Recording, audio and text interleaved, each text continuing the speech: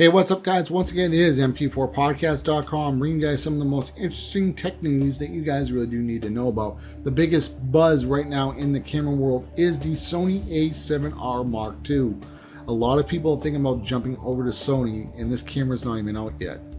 I will say one thing that if I can remember the guy's name, Drew Production, is a filmmaker here on YouTube.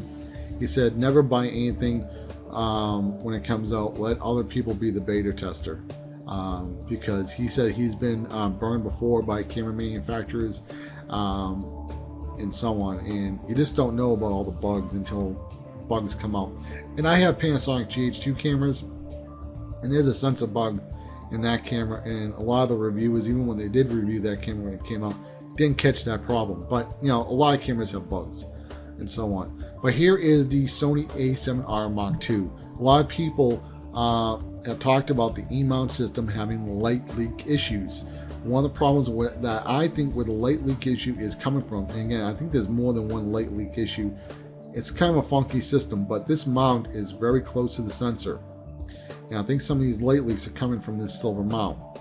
The fix, I guess, if it is the mount system, I don't know, it's just a theory of mine, that if you can paint the mount black, and I would also paint the screws black as well, could probably solve the light leak issue.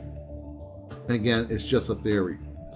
The CEO of Sigma said in an interview that Sigma Art Lenses are not going to be coming to the E-mount system.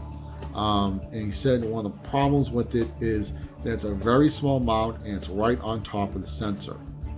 And it's very difficult to make very fast lenses. And that's why, like, when you look at the Sony zooms, like the 24-70, they're f4s, they're not f2.8s. The 7200 is the same. It's an f4, it's not an f2.8 lens. Okay, so keep that in mind. Sony, I remember reading that they had a beta or a demo unit or whatever. It was an 85mm portrait lens. It was an f1.4, I believe, but the lens was too huge. So they have to do a lot of engineering with the glass and so on to make very fast lenses for this system, and you know,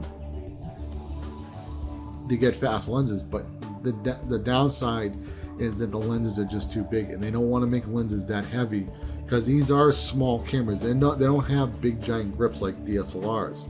I will say this: if you do get vertical, if you think a mirrorless camera is too small, you know, if you have Olympus, if you have Panasonic, or you have the Sony systems, whatever, the vertical grips do help. It does add a little bit more meat to those systems. So if you're holding long lenses, you know, your left hand does have a little bit more to balance on, or if you're holding it vertically, it also helps as well. But just keep that in mind. So after he said that the Sony Art Lenses were not coming to the E-mount system, he did backtrack a little bit and said, yeah, we're going to be making Sigma lenses for the system and so on. And Sigma Art Lenses are beautiful. They're very, very expensive. And Sigma really has been trying to turn around the company. Back in the 90s, they were known as making cheap glass, and now they're trying to almost be like Nikon and Canon, and even actually in some cases making even better lenses than them at certain times. Some of their lenses, not every lens is better. Sometimes a Canon lens will be better, or a Nikon lens better. Sometimes even the Sigma is better. But here you have a video from Dave Dugdale, and he said he's having light leak issues with his A7S, and now he has a Metabones and there's a Fotodiox adapter, a COM light, and a Fotodiox adapter. And both of these adapters are causing light leak issues with his A7S. So what we're going to do is just going to move forward in this video, and just going to play a little bit of it. Oh no, it's right here. Looking for the basketball. Okay, here it is. Let's move forward right here. Now, what I want to say is that the light leak issue is going to have, right, as you can probably see right here, the wall socket. It's going to happen right when he pans a little bit past the wall socket. So here you don't have the light leak issue. You can see the big giant light coming through here. It's probably a glass window. So watch and pan, and there you have the light leak coming right here. It washes out the video right here. Okay, so here is another light leak issue. It's very similar to the one that Dave had. And the light leak issue, I believe, is going to happen right around this roof, and it's going to happen right around here, I think. So let's play this. Okay, so here's the light leak issue right here, and play it again, and it goes away when you get closer to the light.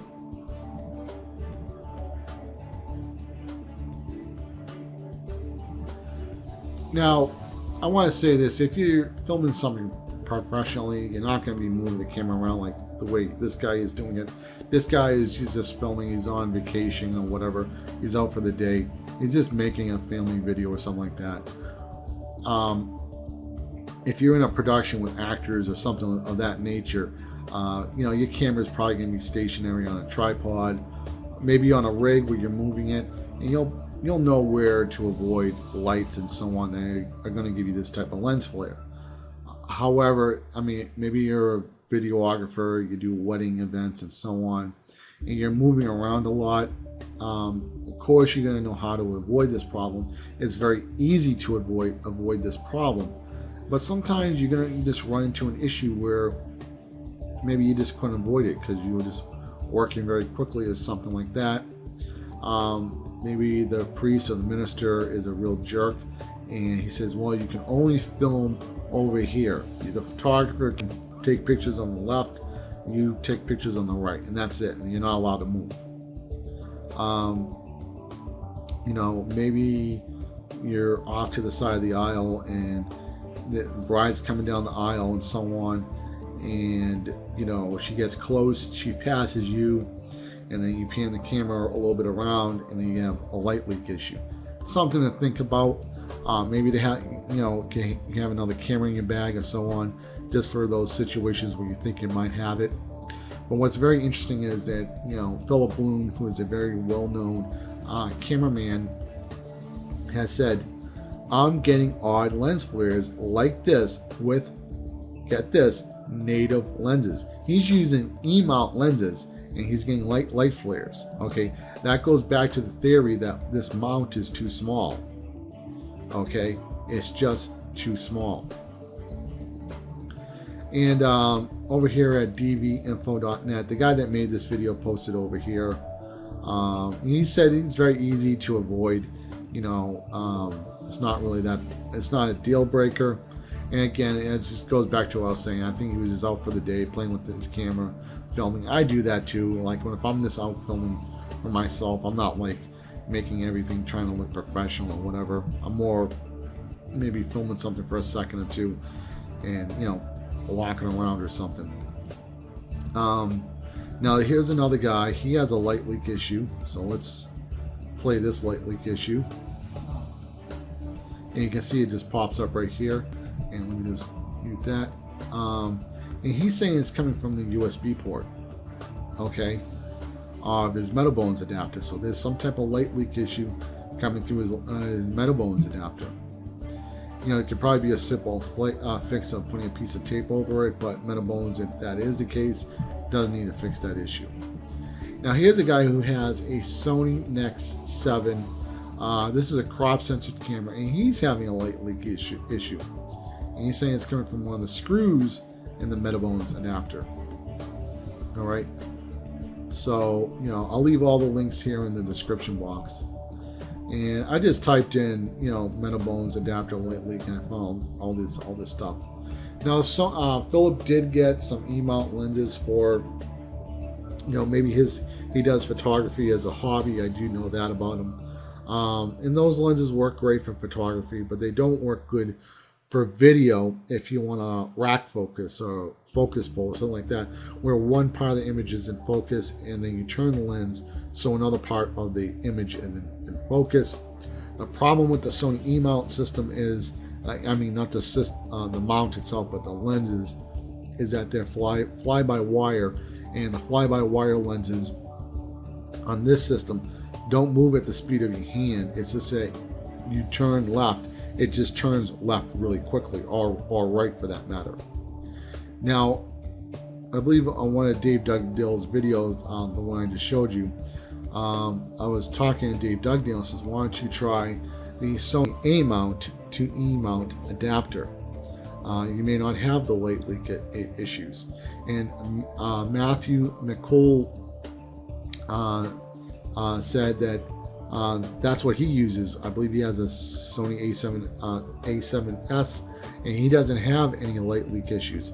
He's using A-mount Sony lenses with the adapter on with his A7S, which is an E-mount, and that goes into a little bit of a theory about, you know, if you can look at this Canon DSLR, how DSLRs are is that they have a mirror, and there's, you know, there's a box in there, and there's, you know, the plastic is black, so if any light leak's going to hit the wall of the box, it'll get absorbed, and it's not going to bounce across the sensor, and so on.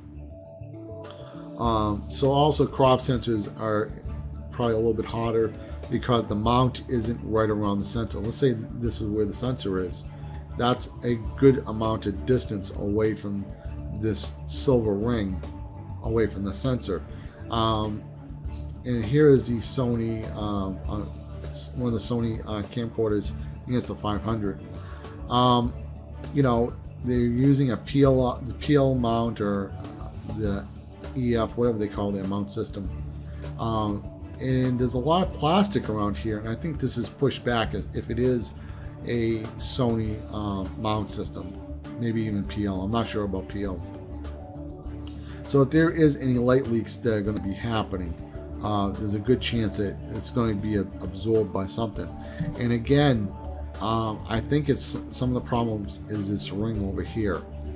Like I said, you know, it's really tight. And then if you go over here, Philip, he's talking about light leaks with native lenses. So if you do go the Sony route and you don't want to get light leak issues, I would probably recommend renting a Sony system. Again, renting the Sony A-mount to E-mount adapter if you can, and run some tests. I don't have any of this gear, so I can't test it. I will say this. Videographers, you're going to really have to be on your toes about the light leak issues because you're always moving around, especially if you're a wedding videographer.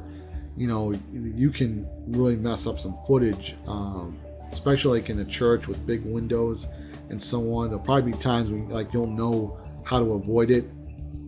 You may be in a church that just has some weird windows, you know, where it's, and then sometimes you run into priests or pastors or ministers or whatever, and some of them it can be really uptight about how you take pictures. You can only stand on the left side or the right side, you know, stuff like that. Some ministers are priests or whatever, they're really cool. They don't even care if you walk around. You want to go to the left side, right side, go ahead. It doesn't matter to them. Some people are just really, you know, picky about that. So keep that in mind. If you're going to run into those issues, maybe it's good to have like another camera just to get by for those few moments when you could possibly run into those issues. The good thing about the light, I'm gonna say it's a good thing, but the good thing is that you're going to be able to see this light leak issue in real time because it's mirrorless. Well, any camcorder is, you know, I wouldn't say mirrorless, but electronic viewfinder, you're going to see it. So that's a good thing. So you can right then know to fix, move around or prepare for something else, a different angle. But sometimes on a really live event, you know, you could be in trouble sometimes, and especially if you're in a ballroom and the bride walks around or they're dancing, or they go over here to speak, whatever, you're following them. And bands have lights, you know, keep that in mind. Bands have lights, you're gonna have to avoid that as well. So just keep that in mind. I think that the smart move is to find out if the A-mount adapter fixes this problem. And if that does fix the problem where you don't have any light leaks at all, then get all A-mount lenses with the adapter. If that does not fix the problem, I would say get one of the other Sony cameras, maybe like the RX400. I think it's 4K. Maybe something like that to do 4K when you think you're going to be in a jam. Panasonic GH4, that's another solution. But if you go with Panasonic, you're going to have to match the colors in post the best you can. So just keep that in mind. And if you really don't know what you want to get, I would say just wait for the reviews, because you don't want to get stuck on a job where you're just going to mess up. You know, I think it would probably be a pretty good idea when you do get one of these cameras to play around with it yourself with the adapters, with the lenses that you're going to have, because you may not run into the problem, or you may run into the problem. You could probably have, you know, the Canon lenses like Dave Dugdale has run into the problems, but you know, you may have E-mount lenses where you'll run into problems too, or maybe you may just have a different lens that does not have that problem at all. Maybe you'll just have a prime, you know, a Sony Prime that won't have that problem, like a 35mm. So you can just pop that lens on the camera for that, you know, short amount of time that you're going to need that system to avoid the problem. I don't really know. I don't have the answers for this. I'm just saying that if you're preparing to get rid of your gear for this system, it may be a wise idea just to wait. Let Dave Dugdale test this stuff. Let Tony Northrup test this stuff, because those guys will have. Toby will probably get it. I'll try to leave all their links in the description box. So once again, guys, this has been MP4podcast.com signing out. You guys have yourself an awesome day. Later, guys. Bye.